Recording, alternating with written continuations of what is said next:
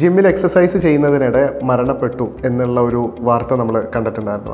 അതല്ല മറ്റെന്തോ ഒരു കാരണമാണെന്നൊക്കെ പറയുന്നുണ്ട്. പക്ഷെ അതല്ലാതെ തന്നെ നമ്മൾ പലപ്പോഴും കേൾക്കുന്ന ഒരു കാര്യം തന്നെയാണ് ഫുട്ബോൾ കളിക്കുമ്പോഴോ അല്ലെങ്കിൽ ജോഗ് ചെയ്യുമ്പോഴോ അല്ലെങ്കിൽ ട്രെയിൻ എടുത്തിട്ടുള്ള എക്സസൈസ് ചെയ്യുന്ന സമയത്തോ കുഴഞ്ഞു വീണ് മരണപ്പെടുന്ന ഒരു അവസ്ഥ നമ്മൾ കാണാറുണ്ട്. ഇപ്പം അടുത്ത് നമ്മൾ പലപ്പോഴും കേട്ടുവരുന്ന ഒരു വാർത്തയാണ്. ഇതിന്റെ പ്രധാനപ്പെട്ട 2-3 കാര്യങ്ങളാണ് നിങ്ങൾ നോക്കേണ്ടത്. ഒന്നാമത്, എക്സസൈസ് ചെയ്യുന്നവർ വെറുതെ ഇരിക്കുന്നവരെക്കാൾ കൂടുതൽ സൂക്ഷിക്കണം. കാരണം അവരുടെ ശരീരത്തിൽ സ്ട്രെയിൻ ചെയ്യുന്നുണ്ട്, പല ബ്രേക്ക് ഡൗണുകൾ നടക്കുന്നുണ്ട്. അപ്പോൾ അതിനനുസരിച്ച് ശരീരം റിപ്പയർ നടത്തണമെന്നുണ്ടെങ്കിൽ നല്ല ഫുഡുകൾ, നല്ല പോഷകങ്ങൾ ശരീരത്തിലോട്ട് എത്തണം. ഇതൊന്നാമത്തെ കാര്യം. രണ്ടാമതായി, നിങ്ങളുടെ പാരമ്പര്യത്തിൽ അച്ഛനോ അമ്മക്കോ അല്ലെങ്കിൽ ഗ്രാൻഡ് പേരൻസിനോ ഒക്കെ ഷുഗറോ പ്രഷറോ കൊളസ്ട്രോളോ അല്ലെങ്കിൽ സ്ട്രോക്കോ ഹാർട്ട് അറ്റാക്കോ ഒക്കെ വന്നിട്ടുണ്ടെങ്കിൽ ഒന്ന് പ്രത്യേകം ശ്രദ്ധിക്കുക. കാരണം മറ്റുള്ളവരെക്കാൾ കൂടുതൽ നിങ്ങൾക്ക് ഈ പറഞ്ഞ അസുഖങ്ങൾ വരാനുള്ള സാധ്യതകൾ കൂടുതലാണ്. അതുകൊണ്ട് തന്നെ ജനറ്റിക്കായി ഒരു ബുദ്ധിമുട്ടുണ്ടെങ്കിൽ നിങ്ങളുടെ എപ്പിജെനറ്റിക്സ് എന്ന് പറയുന്നതും നിങ്ങൾ ശ്രദ്ധിക്കേണ്ടതാണ്. എപ്പിജെനറ്റിക്സ് എന്ന് പറയുന്നത് ഒന്നുമല്ല, നിങ്ങളുടെ ഫുഡും നിങ്ങൾ ചെയ്യുന്ന ഫിസിക്കൽ വർക്കുമാണ് എപ്പിജെനറ്റിക്സ് എന്ന് പറയുന്നത്. ഈ എപ്പിജെനറ്റിക്സും ജെനറ്റിക്സും കൂടിയാൽ